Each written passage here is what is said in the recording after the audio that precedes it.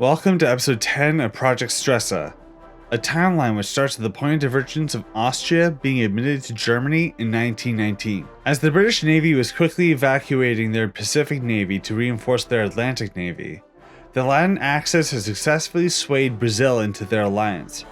However, liberal elements within Brazil had performed a coup with Saxon Allied assistance, creating a new theater of the war in Latin America. Despite the initial plans of the Indian Revolution to occur once the Soviets had marched into India, the people of India had enough and liberated themselves under the leadership of Bose against the collaborators of the British. Japan begins exerting more and more influence over the British colonies in Oceania under the pretense of supporting the Pacific War effort. However, the Japanese and their loyalty to the Saxon Allies begins to waver. With the British in an incredibly weak position, we return to where we left off in episode 7, as the titans of the North African campaign clash with one another for the fate of the world. Rommel and Montgomery faced an overwhelming force of American, French, and Italian troops. They managed to seize a favorable position on the western bank of the Nile Delta and are primed to seize Cairo, and therefore the Suez. During these incursions, the Indian revolt had begun, forcing the Americans to move their timetable up. The Suez needed to be captured soon. Due to this haste, the American general of Eisenhower had attempted to quickly blitz through Cairo.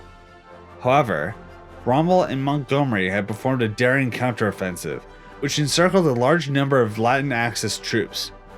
Attempts of reinforcement were defeated in detail by Rommel and his tank corps. And while morale for the Saxon Allied troops was high, these victories had meant nothing if the Soviets were able to reach the Suez. While the Latin Axis' Egyptian campaign was floundering, the Soviets had taken it upon themselves to reach the Suez. The weak armies of the Middle Eastern nations were quickly subsumed by the Red Army, and while logistics were a concern, they were supported by the local populations who they had promised freedom to, like the Kurdish. Iraq, under Rashid Ali al-Gailani, had seen the strength of the Red Army and seen British influence across the world quickly vanishing. With the Soviet southern thrust, it seemed like they were dead set on spreading the revolution as far as they could. However, Stalin would also acknowledge the realities of the war itself. This southern thrust was a perfect opportunity to spread communism to the Middle East, but it was not the proper time to do so. Spreading communism would require large Soviet garrisons for vital things like suppressing counter-revolutionary partisans, overseeing elections, and enforcing collectivization.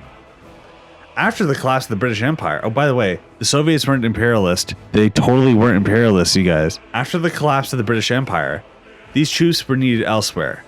So, the Soviets would get in contact with the Iraqi Prime Minister and promise that with minor territorial concessions to a new Syrian state, and the Kurdish in their northern territories, they would respect Iraqi independence and support their claims against the British and even the Iranians.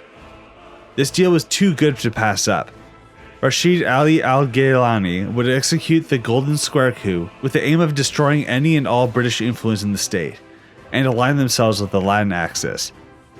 The garrisoned Saxon Allied troops in Iraq were quickly enveloped as the nation that they were defending betrayed them at the flip of a coin.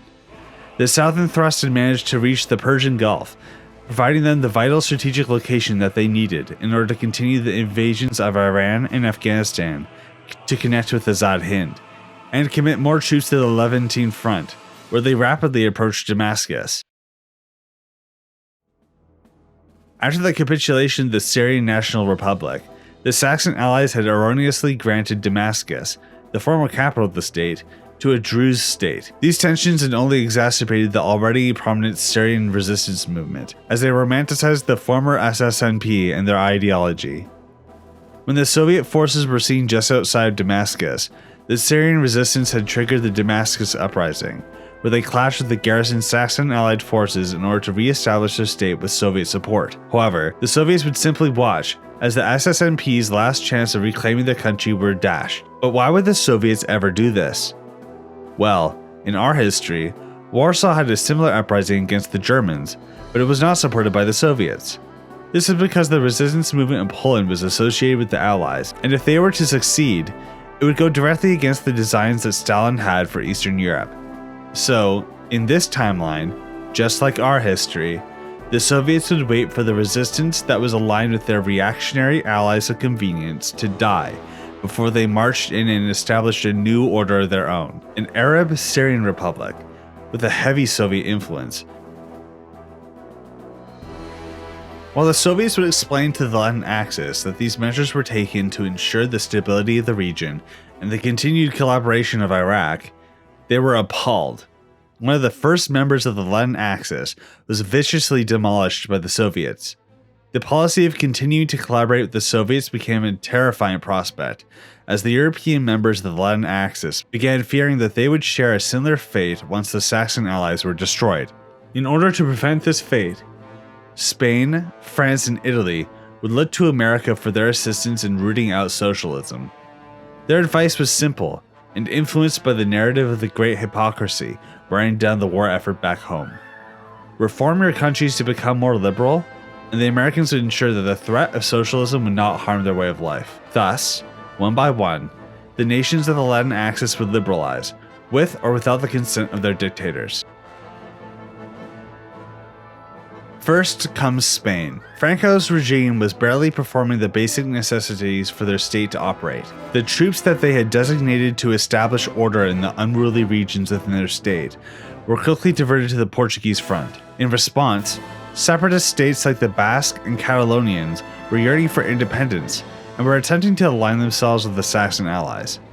This had only gotten worse, as while the German blitz to Madrid had failed, the Saxon Allies were able to directly aid the separatist states, as they were right next door. Seeing the failures of Franco, the threat of separatism destroying their war effort, and with the Americans garrisoning Spain and Portugal anyway, the Americans would ensure Franco's assassination after the death of their beloved Caudillo, totally not orchestrated by them by the way. The Americans would establish an Iberian state, known as the Iberian Commonwealth, with a constitution and federative model inspired by the Americans' form of government.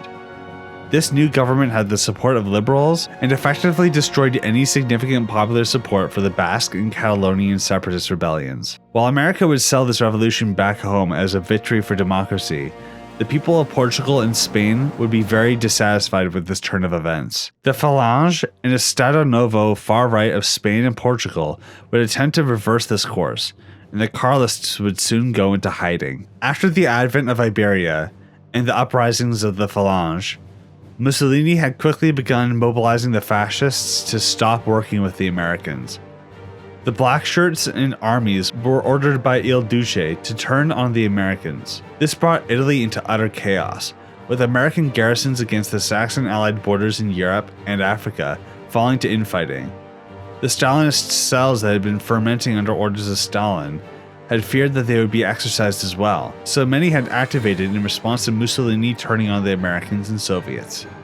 The next day, Dino Grandi would betray Mussolini by encouraging the king to reclaim his constitutional authority and depose Mussolini. After his deposition, Mussolini would flee and attempt to establish an Italian social republic, but the American presence in Italy ensures that any attempt of an organized revolution is quickly quelled. Mussolini was soon captured and sentenced to death by the king. During the chaos, the Saxon Allies had managed to occupy everything north of the Po River, and quickly propped up a rival Republican government, and granted claimed lands of the Germans and the Yugoslavians from the Italian lands to themselves. After the deposition, it would be easy to assume that the fascist movement would dissipate alongside Mussolini. However, thanks to Grandi's betrayal of Mussolini, he was able to keep the public's perception of fascism in a much more favorable light. While the dictatorship would be over, the Acerbo laws would still remain as a temporary measure to ensure the stability of the state, with promises that full democracy would be established following the end of the war. While there were still many fascists that were on the side of Mussolini, many were quickly subsumed into the new order under Grandi, as their fears of Saxon Allied occupation and the deposition of their beloved monarchy were much more important to them than loyalty to Mussolini. Laroque quickly saw the writing on the wall and a promise to the French people that he would restore democracy. The Algerian government had shifted from a one-party dictatorship to a provisional government, with promises of an election once the mainland was liberated. While this seemed like a benevolent move, It was once again an attempt for the far right to preserve their ideology in a world where the Americans and their democratic movements had significant influence over them. The rightist leagues would unite to form their own party, and would essentially dominate any election, as socialist parties were banned and liberal parties were significantly disenfranchised. The exact specifics would never truly be cared for in the eyes of the Americans, as at home, these liberalization movements would be espoused as America's greatest achievement to the war so far, and promised that they would continue to spread democracy to the democracies of Europe.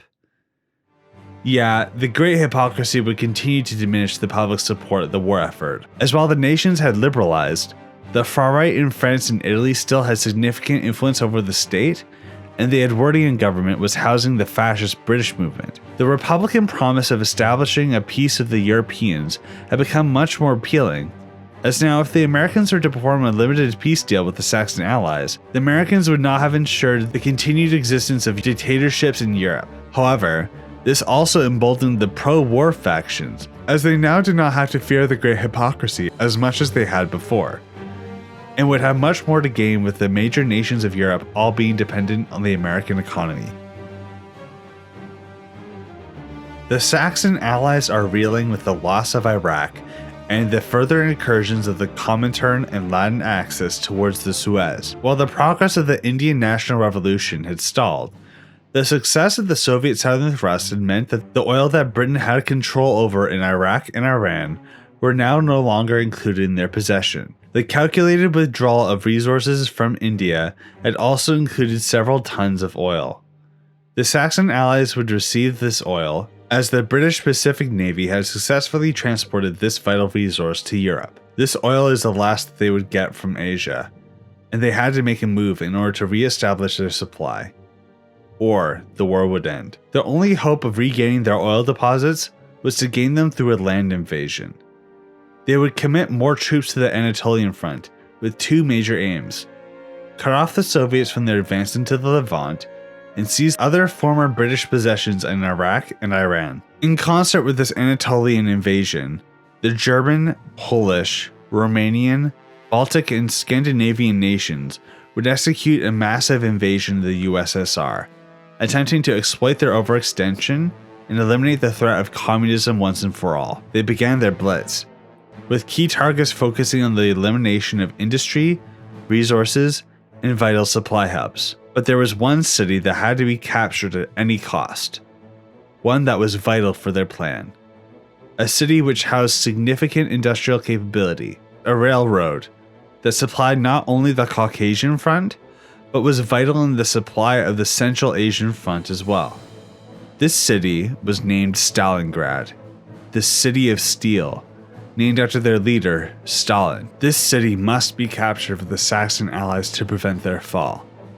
It is not an exaggeration to say that the victory of the Saxon Allies rests on whether or not they can seize Stalingrad in time. Would their Germans succeed in their seizure of Stalingrad, or would they suffer the same fate as our timeline?